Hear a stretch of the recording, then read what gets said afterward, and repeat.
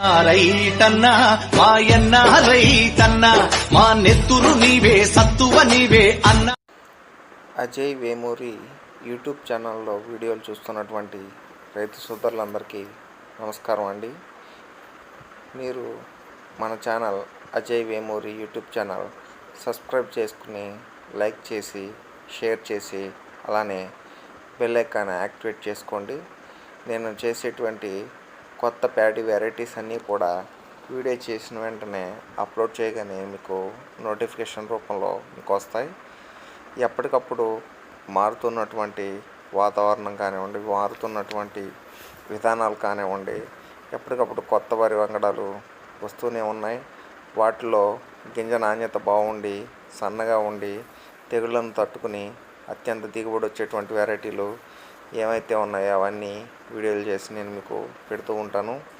కొత్త వెరైటీస్ అన్నీ కూడా నేను చాలా ఇంట్రెస్ట్గా సాగు చేసి వాటిలో బాగా దిగుబడి వచ్చేటువంటి రకాలు ఎంపిక చేసుకుని వాటిని సాగు చేసి మళ్ళీ సీడ్స్ ఎటువంటి కల్తీలు కానీ ఏవి కానీ లేకుండా సీడ్స్ చేసి రైతులకు అందించడం జరుగుతుంది.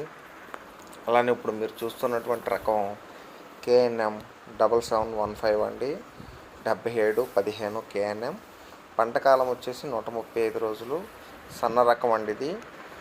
మన BPT 5204 కంటే సన్నగా ఉండి గింజ నాణ్యత చాలా బాగుంది.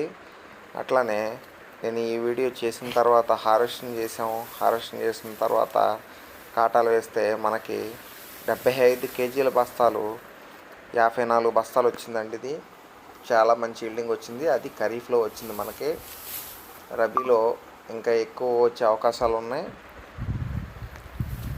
ఖరీఫ్కి రబీకి 2 సీజన్లకు కూడా ఇది అనుకూలమైన రకం అండి. ఇది ఎందుకంటే పంటకాలం 135 రోజులు కనుక 2 సీజన్లోనూ పెట్టుకోవచ్చు.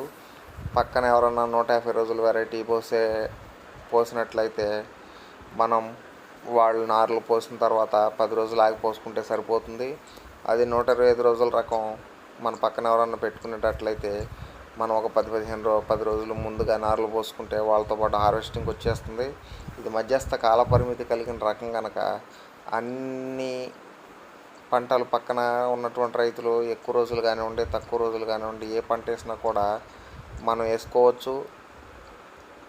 అన్ని ప్రాంతాల్లోనూ అనుకూలమైన రకం ఇది. అలాగే మిల్లర్స్ కూడా ఎటువంటి అబ్జెక్షన్ పెట్టట్లేదండి, బాగానే తీసుకుంటున్నారు.